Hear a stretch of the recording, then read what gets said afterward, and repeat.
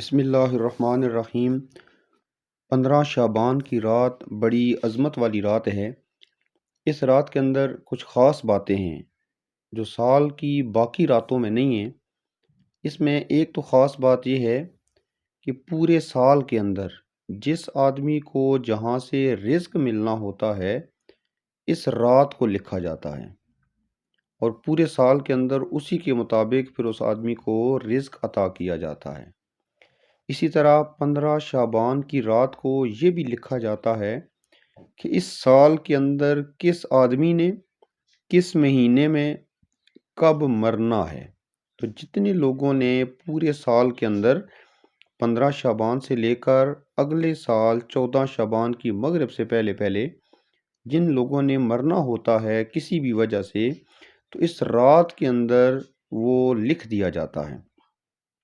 اس لیے اس رات کے بارے میں حکم یہ ہے کہ زیادہ سے زیادہ اس رات کے اندر عبادت کی جائے اور اگلے آنے والے دن میں روزہ رکھا جائے۔ حضرت عیسیٰ علیہ السلام ایک پہاڑ پر تشریف لے گئے، وہاں ایک سفید رنگ کا پتھر ملاحظہ فرمایا۔ آپ اس پتھر کی خوبصورتی پر بڑے حیران ہوئے اور اس کے ارد گرد گھومنے لگے۔ اللہ تعالیٰ نے وحی نازل فرمائی اور ارشاد فرمایا، اے عیسیٰ علیہ السلام، کیا میں تمہیں اس سے بھی عجیب و غریب چیز نہ دکھاؤں؟ عرض کی، جی ہاں۔ اتنے میں وہ پتھر پھٹ جاتا ہے اور اس کے اندر ایک بزرگ نظر آتے ہیں جن کے ہاتھ میں ایک سبز رنگ کا عصا تھا اور پاس ہی انگور کی ایک بیل لگی ہوئی تھی جس کا میوہ وہ بزرگ کھا رہے تھے۔ حضرت عیسیٰ علیہ السلام نے ان بزرگوں سے پوچھا، یہاں عبادت کرتے ہوئے کتنا عرصہ ہو گیا ہے؟ تو ان بزرگوں نے آگے سے جواب دیا، میں 400 سال سے یہاں عبادت کر رہا ہوں، یعنی 4 صدیاں ہو گئی ہیں اس بند پتھر کے اندر جس کا نہ دروازہ ہے نہ روشن دان ہے، نہ باہر نکل سکتا ہوں۔ تو 4 صدیوں سے 400 سال سے اس پتھر کے اندر اللہ تعالیٰ کی عبادت کے اندر مصروف ہوں۔ یہ سن کر حضرت عیسیٰ علیہ السلام کہنے لگے، اے پروردگار، اس سے افضل تو کوئی شخص نہیں ہوگا، یعنی اتنا عبادت گزار شخص ایک پتھر کے اندر 400 سال سے اللہ تعالیٰ کی عبادت کے اندر مشغول ہے۔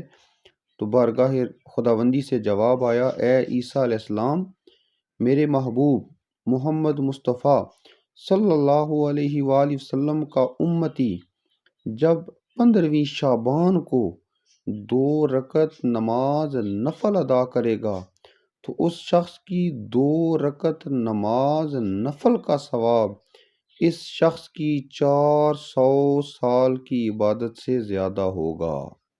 تو اندازہ کریں 15 شعبان کو صرف 2 نفل بھی ادا کر دیے جائیں تو ان کا ثواب بھی 400 سال کی عبادت سے زیادہ عطا کیا جاتا ہے۔